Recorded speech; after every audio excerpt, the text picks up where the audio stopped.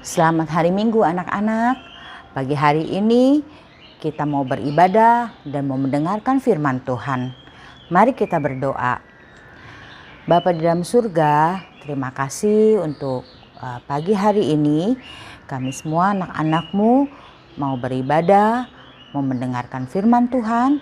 Tuhan pimpin, berbicaralah pada kami siap mendengarkannya. Terima kasih ya Tuhan. Dalam nama Tuhan Yesus, kami mengucap syukur. Amin. Anak-anak, sebelum kita mendengarkan cerita, yuk kita lihat dulu apa evaluasinya untuk minggu ini. 1. Di manakah Samuel mengarahkan bangsa Israel ke hadapan Allah untuk menentukan seorang raja? 2. Saul dari suku Benyamin termasuk kaum keluarga. 3. Mengapa Saul waktu itu tidak ada? Diisi anak-anak setelah mendengarkan cerita ini. Sekarang kita mau menghafalkan firman Tuhan dari Efesus 4 ayat 2. Hendaklah kamu selalu rendah hati, lemah lembut, dan sabar. Tunjukkanlah kasih-Mu dalam hal saling membantu. Sekali lagi anak-anak ya. Efesus 4 ayat 2. Hendaklah kamu selalu rendah hati, lemah lembut, dan sabar. Tunjukkanlah kasih-Mu dalam hal saling membantu. Nah anak-anak, minggu kemarin kita sudah mendengar setelah Samuel mengurapi Saul dan memberikan 3 tanda. 1. Saul akan bertemu dengan 2 orang. Yang kedua, Saul akan bertemu dengan 3 orang. Dan yang ketiga, Saul akan bertemu dengan para nabi. Nah, semuanya itu yang dikatakan oleh Samuel itu terjadi. Dan itu membuat satu kekuatan buat Saul. Saul bertemu dengan pamannya ketika itu dan pamannya bertanya-tanya kepada Saul. Hai Saul, kamu kemana aja? Dan kamu bertemu sama siapa? Lalu Saul menjawab, saya mencari keledai-keledai saya paman. Dan pada saat itu saya bertemu dengan Samuel. Lalu Saul tidak menceritakan apa lagi yang terjadi dengan antara dia dan Samuel. Dan Saul juga tidak menceritakan kepada pamannya apa yang sudah Samuel lakukan kepada dia. Nah anak-anak, Samuel sudah mulai mengumpulkan bangsa Israel di Mispa untuk mengumumkan raja bagi mereka.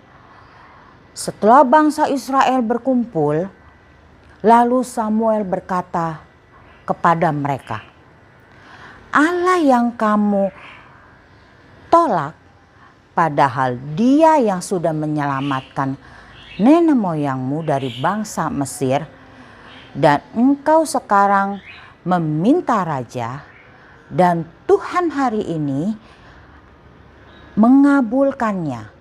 Tuhan akan memberikan kalian seorang raja. Wah, betapa gembiranya, betapa sukacitanya bangsa Israel ya mengetahui kabar ini, bahwa Tuhan sudah mengabulkan permintaan mereka, yaitu apa? Seorang raja. Nah, sekarang Samuel mulai memberitahu kepada mereka, ya, ayo semuanya kumpul, ya, kita akan memilih siapa yang menjadi raja pilihan Tuhan. Maka dikumpulkannya para suku-suku dari 12 suku bangsa Israel, dan mereka suruh maju ke depan, ya, mereka siap-siap mengambil undian. Dan ternyata siapa yang terpilih? Yang terpilih adalah suku Benyamin yang mendapat undian itu. Dan setelah suku Benyamin yang mendapat undian. Lalu suku Benyamin sendiri dikumpulkan lagi, ya. Dari suku Benyamin ini banyak keluarga dan kembali diundi lagi dan jatuh kepada keluarga Matri. Dan keluarga Matri sendiri lalu dipilih lagi menurut kaum keluarganya, ya anak-anak, dan diundi lagi. Maka yang terpilih adalah papanya Saul. Dari keluarga papanya Saul, yang terpilih adalah Saul bin Kis. Tetapi pada saat itu Saul tidak ada di tempat, ya, dan dicari-cari kemana ya Saulnya nggak ada nih. Lalu berdoalah Samuel kepada Tuhan. Tuhan, apakah si Saul ini juga datang kemari? Lalu Tuhan menjawab, sesungguhnya ia itu bersembunyi di antara barang-barang. Samuel, kata Tuhan. Lalu Samuel menyuruh orang untuk mencari Saul. Dan mereka berlari ke sana untuk mencari Saul. Dan ternyata apa anak-anak? Saul sedang bersembunyi di antara barang-barang. Lalu, nah itu dia si Saul tuh, ya. Lalu Saul dibawa dan ke hadapan Samuel. Dan Saul diumumkan sebagai raja. Inilah Saul, anak dari bin Kis, yang akan memimpin kalian. Dan hanya kalian juga jangan lupa ya, hak-hak kalian kepada seorang raja harus dipenuhi. Ya, sebab kenapa? Ya, di antara kalian harus menyerahkan hasil bumi, hasil tanaman kalian sebagai pajak. Dan kalian juga harus menyerahkan hasil ternak kalian untuk raja. Dan jangan lupa anak-anak, yang punya anak perempuan nih, ya, bangsa Israel yang punya anak perempuan, mereka juga harus siap-siap, pasti diambil oleh raja untuk membantu memasak di istana. Dan bahkan mungkin untuk membantu bersih-bersih di dalam istana. Dan bagi mereka yang mempunyai anak laki-laki, ya, anak laki-laki mereka pasti diminta oleh raja untuk latihan sebagai prajurit dan siap-siap untuk bisa dipakai untuk perang pada saatnya nanti, ya. Nah, setelah Samuel menyampaikan hak-haknya bangsa Israel sebagai rakyat yang sudah mempunyai raja, ya, maka Samuel menyuruh bangsa Israel untuk segera pulang ke rumah mereka masing-masing. Dan Saul pun akan pulang. Dan Saul didampingi oleh beberapa pemuda yang gagah perkasa, ya.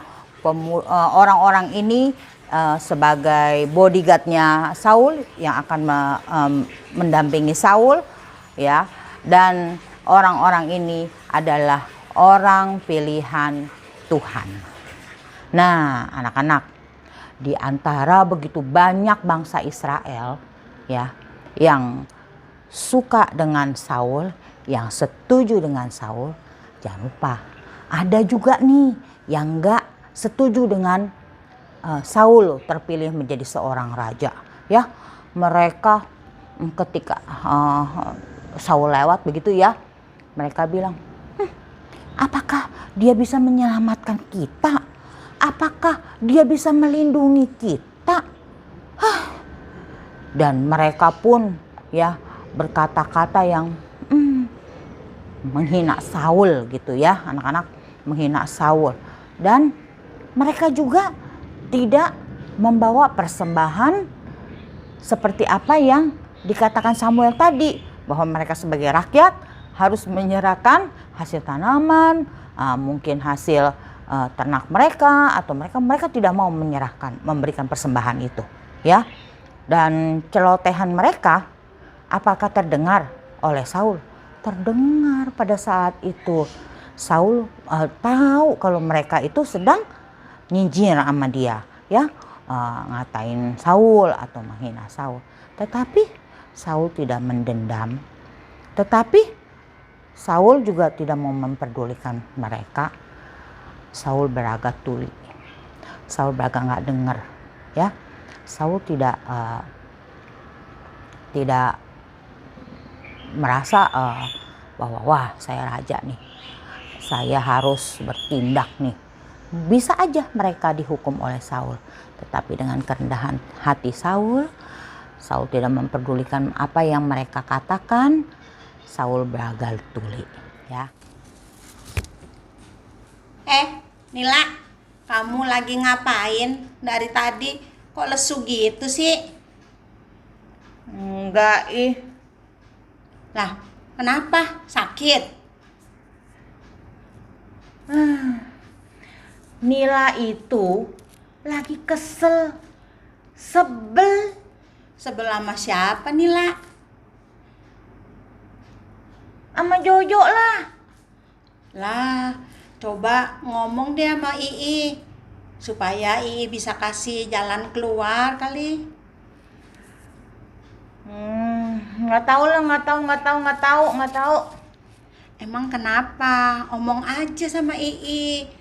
Siapa tahu Ii bisa tolongin kamu. Nila itu kesel, sebel, karena si Jojo itu suka nyerobot aja, Nyerobot? Apanya yang diserobot? Iya, tadi pagi Nila sudah siap-siap mau sekolah. Terus? Online. Kan sekarang mah online, si Jojo bangun tidur, langsung sambar HP-nya. Lah? Buat main game. Ya, terus? Padahal Nila sudah duluan. Giliran diminta, entar. Kan aku jadi telat. Yang ngomong sama mama, Nila. Giliran diminta begitu. Mama selalu belain Jojo. Aku melulu yang disalahin. Sampai sekarang begitu. Oh, ya dah. Ntar Ii yang bilangin Jojo dah. Ya, jangan sedih lagi dah. Kemarin aja waktu si Papa bawain coklat, Papa bilang sama aku, "Hei Nila, kamu boleh pilih duluan. Ambil aja yang mana kamu mau. Baru aku mau pilih." Si Jojo biasanya robot duluan. Ambil lagi kesukaan aku.